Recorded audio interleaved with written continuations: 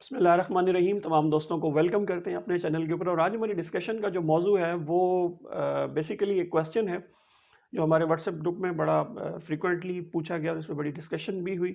जिसमें दोस्तों ने ये पूछा कि जितने भी अथराइज डिस्ट्रीब्यूटर हैं या जितने भी अथराइज कमीशन एजेंट हैं, जिनका जो है वो सेल वॉल्यूम के साथ कोई लेना देना नहीं होता, उनका एक मखसूस और एक प्री डिटर्मन्ड और प्री डिसाइडेड जो है वो चंक होता है, जो कि डिसाइडेड होता है 2%, 3%, 4%,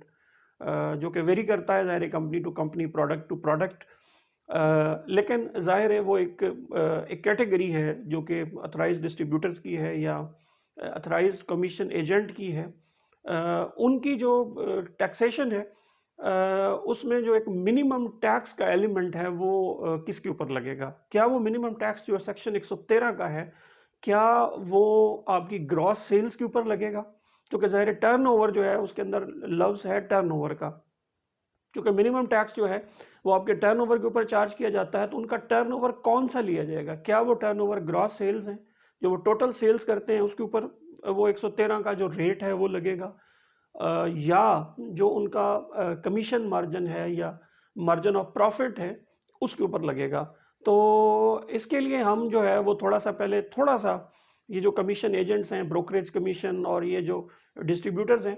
इनका थोड़ा सा जो है वो टैक्सेशन का देख लेते हैं कि सेक्शन इनकम टैक्स ऑर्डिनेंस 2001 के अंदर क्या प्रोविजन है। और देन उसके बाद हम देखेंगे कि एपलेट ट्रिब्यूनल ने रिसेंटली जो है वो पिछले 1-2 सालों के अंदर इनके ऊपर 2-3 जजमेंट्स जो हैं वो आई हैं, जिसमें उन्होंने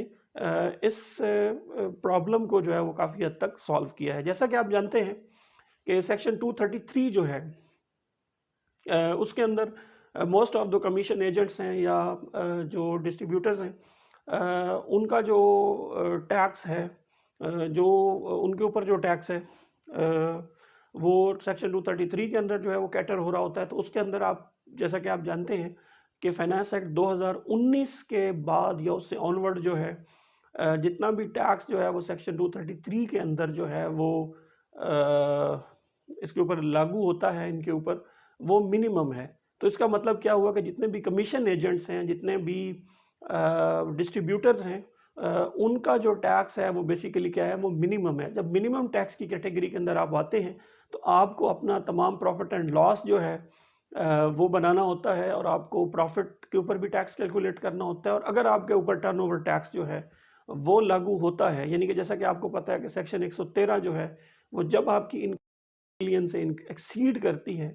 किसी भी इंडिविजुअल की या एसोसिएशन ऑफ पर्सन की, तो उसके बाद जो है वो लागू होता है और तमाम जो कंपनीज हैं उनके ऊपर जो है ये लागू होता है। और अगर आप जो है वो लॉस मेकिंग भी कंपनी है तो उस सूरत में भी सेक्शन 113 जो कि ये टर्नओवर के ऊपर होता है, तो ये फिर भी उसके ऊपर जो है वो चार्ज किया जा रहा होता है। सो ऐसी तमाम इंडिविजुअल और एओपीज़ या जो इंडिविजुअल टैक्स पेयर्स हैं, जो सोल प्रोप्राइटर्स हैं, अगर उनका जो है वो टर्नओवर जो है वो 10 मिलियन से ज़्यादा होगा, तो जाहिर है उनके ऊपर जो है वो सेक्शन 113 भी है जो है वो उस सूरत में लागू हो रहा होता है। सो अब हम बात कर लेते हैं कि ये तो था थोड़ा सा इनकम टैक्स ऑर्डिनेंस से इसका बैकग्राउंड। अब हम देख लेते हैं कि रिसेंटली पिछले साल जो है वो फरवरी के अंदर एक जजमेंट आई थी एपलेट ट्रिब्यूनल लाहौर बेंच की, जिसमें सुपर एशिया और आरटीओ गुजरावाला का जो है वो आपस में एक डिस्प्यूट था। और वो इसी के ऊपर था, जो कि वो आपको पता है कि वो इलेक्ट्रॉनिक्स की जो है वो जितनी भी डिस्ट्रीब्यूटर्स होते हैं उनका जो है वो एक जो है वो कांस्टेंट जो है वो एक प्री डिसाइडेड जो है वो उसमें उनका शेयर होता है प्रॉफिट के अंदर, जो कि कमीशन होता है बेसिकली। तो अब किया क्या आरटीओ गुजरावाला ने कि उन्होंने ये किया कि उनका जितना भी ग्रॉस रेवेन्यू था, उनकी जितनी भी ग्रॉस सेल्स थी, उन्होंने, चूंकि मिलियंस में होती है और जाहिर है वो जो ग्रॉस सेल्स होती है वो डिस्ट्रीब्यूटर का या कमीशन एजेंट की तो इनकम नहीं होती, उनकी इनकम तो वही होती है जो प्री डिसाइडेड चंक होता है, जो प्री डिसाइडेड रेट होता है कमीशन का। तो उस पर एक डिस्प्यूट राइज हुआ और उस पर आरटीओ ने भी इसको अपहेल्ड किया, उसके बाद कमिश्नर अपील ने भी इसको अपहेल्ड किया। तो ये फिर फैसला जाके एपलेट ट्रिब्यूनल इनलैंड रेवेन्यू ने किया। उन्होंने ये कहा कि जितनी भी आपकी ग्रॉस सेल्स है, ग्रॉस सेल्स के ऊपर आप सेक्शन 113 नहीं लगाएंगे, जितना भी मार्जिन ऑफ प्रॉफिट है उसके ऊपर अगर उसके ऊपर अप्लाई होता है, अगर उसका अप्लाई का मतलब ये है कि अगर उसका मार्जिन ऑफ प्रॉफिट जो है वो 10 मिलियन एक्सीड करेगा, तो उसके बाद जो है उसके ऊपर आप जो उसका रेट है मिनिमम टैक्स का वो चार्ज करेंगे। अदरवाइज आप उसके ऊपर जो ग्रॉस सेल्स हैं, चूंकि ग्रॉस सेल्स जैसा कि आपको पता है, मैंने पहले भी बात की, हैविंग सेड दैट, कि ये उसकी इनकम नहीं है, ये जितना भी वो पैसे बनाता है ये कंपनी को रिटर्न होते हैं, उसको जो मिलता है वो सिर्फ उसका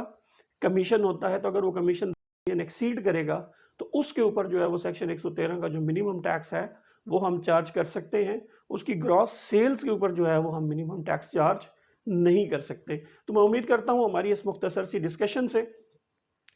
बहुत से दोस्तों का ये पॉइंट क्लियर हो गया होगा, जो हमें अक्सर ग्रुप में भी पूछ रहे थे अगले दिन व्हाट्सएप ग्रुप के अंदर, कि जो मिनिमम टैक्स है कि हम ये ग्रॉस सेल्स के ऊपर लगाएंगे या मार्जिन ऑफ प्रॉफिट के ऊपर लगाएंगे। तो now it has been decided, और ये मल्टीपल अभी जजमेंट्स जो हैं वो ATIR की आ चुकी हैं, जिसमें अब ये पॉइंट एटलीस्ट डिसाइड हो चुका है कि मिनिमम टैक्स जो है वो मार्जिन ऑफ प्रॉफिट के ऊपर लगेगा, ग्रॉस सेल्स के ऊपर नहीं लगेगा। तो अगर आपका कोई सवाल है मैं नीचे कमेंट्स में पूछिए। वीडियो पसंद आती है लाइक कीजिए, शेयर कीजिए। आपका और आपके वक्त का बहुत बहुत शुक्रिया।